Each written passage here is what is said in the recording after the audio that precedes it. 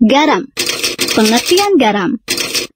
Tahukah kamu mengapa orang sakit mah diberi minum antasid atau obat sakit mah? Orang yang mengalami sakit mah disebabkan karena asam lambung yang meningkat. Nah, untuk menetralkan asam lambung atau HCl digunakan antasid. Antasid mengandung senyawa basa yang mampu menetralkan kelebihan asam lambung atau HCl.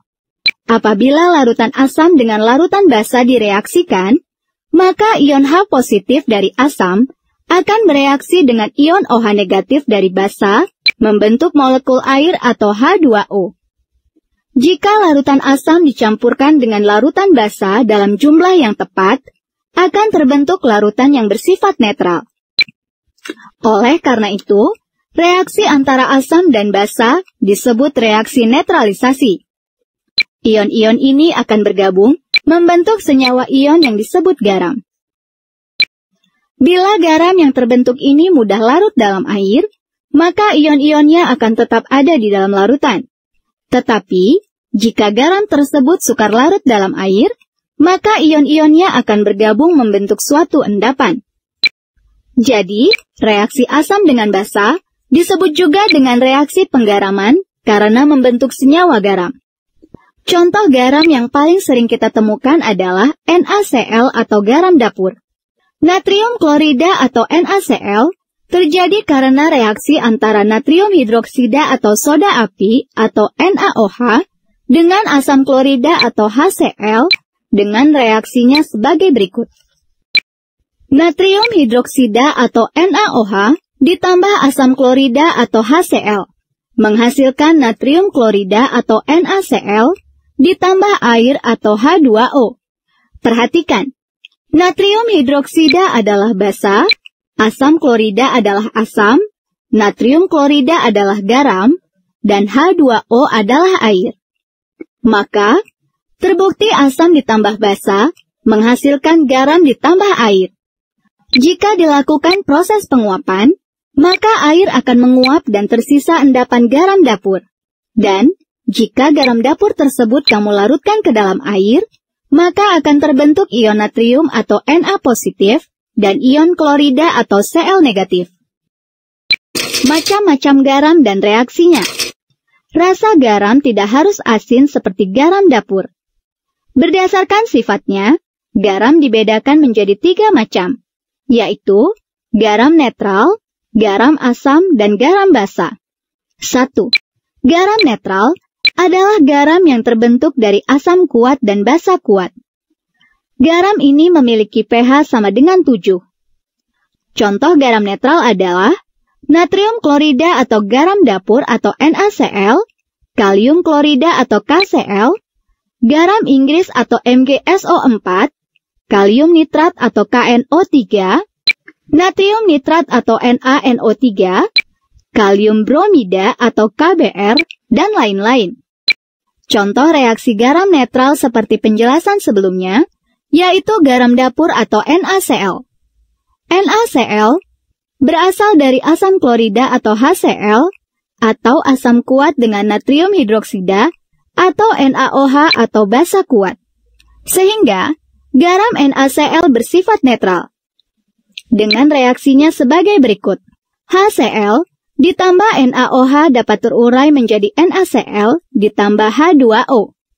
Perhatikan, HCl atau asam klorida merupakan asam kuat jika ditambah dengan natrium hidroksida atau NaOH yang merupakan basa kuat, akan menghasilkan natrium klorida atau NaCl atau garam yang bersifat netral ditambah air. 2. Garam asam adalah garam yang terbentuk dari asam kuat dan basa lemah. Garam ini memiliki pH kurang dari 7. Contoh garam asam antara lain, amonium nitrat atau NH4NO3, amonium klorida atau amoniak, atau NH4Cl, amonium sulfat, atau NH42 kali SO4. Kita ambil contoh amonium klorida atau NH4Cl. Garam ini berasal dari asam kuat HCl dengan amonium hidroksida atau NH4OH atau basa lemah. Sehingga Garam ini bersifat asam dengan reaksi kimianya adalah sebagai berikut. HCl ditambah NH4OH dapat terurai menjadi NH4Cl ditambah H2O. Asam klorida atau HCl merupakan asam kuat. Jika ditambah dengan NH4OH atau amonium hidroksida yang merupakan basa lemah, akan menghasilkan amonium klorida atau NH4Cl, atau garam yang bersifat asam ditambah air.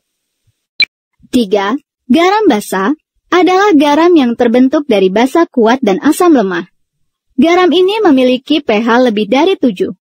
Contoh garam basa antara lain, natrium asetat atau CH3COONA, sodium sianida atau NaCN, kalium karbonat atau K2CO3, kalium sianida atau potas atau KCN, barium karbonat atau BaCO3. Kita ambil contoh seperti natrium asetat atau CH3COONA. Garam ini berasal dari asam asetat atau CH3COOH atau asam lemah dengan natrium hidroksida atau NaOH atau basa kuat. Sehingga garam ini bersifat basa dengan reaksinya sebagai berikut. CH3COOH ditambah NaOH dapat terurai menjadi CH3COONA ditambah H2O. Perhatikan, CH3COOH atau asam asetat merupakan asam lemah. Jika ditambah dengan NaOH atau natrium hidroksida yang merupakan basa kuat, akan menghasilkan natrium asetat atau CH3COONA, atau garam yang bersifat basa ditambah air. Garam dalam kehidupan sehari-hari. Tentunya kamu telah mengetahui manfaat dari garam. Bayangkan saja, jika sayuran atau ikan tanpa garam, tentunya tidak enak bukan? Garam telah digunakan sebagai penyedap masakan dan bahan pengawet pada makanan sejak ribuan tahun lalu. Garam dapur atau NaCl merupakan mineral yang bertugas menukar zat makanan lama dengan zat makanan baru. Kelancaran proses pertukaran sisa makanan di dalam tubuh tergantung pada kadar natrium di dalam sel. Natrium beredar di dalam tubuh mengikuti aliran darah dengan menumpang pada butir darah merah. Jika kekurangan natrium, butir darah merah akan mengempis, menyebabkan tekanan darah menurun. Sebaliknya, jika kelebihan garam akan menyebabkan volume darah naik, sehingga menjadi berbahaya bagi penderita tekanan darah tinggi. Contoh garam yang lain dalam kehidupan sehari-hari antara lain, amonium klorida, rumus kimianya NH4Cl, nama dagangnya salmiak, bermanfaat sebagai baterai kering. Kalium karbonat, rumus kimianya K2CO3, nama dagangnya potas, bermanfaat sebagai bahan sabun dan kaca. Kalium nitrat, rumus kimianya KNO3, nama dagangnya saltpeter, bermanfaat sebagai bahan pupuk dan bahan peledak. Kalsium karbonat, rumus kimianya CaCO3, nama dagangnya kalsit, dan bermanfaat sebagai bahan cat tembok. Natrium benzoat, rumus kimianya C7H5NaO2, nama dagangnya soda benzoat, bermanfaat sebagai pengawet pada makanan. Natrium bikarbonat, rumus kimianya NaHCO3, nama dagangnya soda kue atau baking soda. Manfaatnya sebagai pengembang roti, serta mampu mengurangi rasa sakit dan iritasi akibat sengatan lebah. Natrium fosfat, rumus kimianya Na3PO4, nama dagangnya TSP, dan bermanfaat sebagai bahan deterjen. Natrium karbonat, rumus kimianya Na2CO3, nama dagangnya soda abu. Manfaatnya dalam pembuatan deterjen. Mononatrium glutamat, rumus kimianya C5H8NNaO4, nama dagangnya MSG, bermanfaat sebagai penambah rasa pada makanan.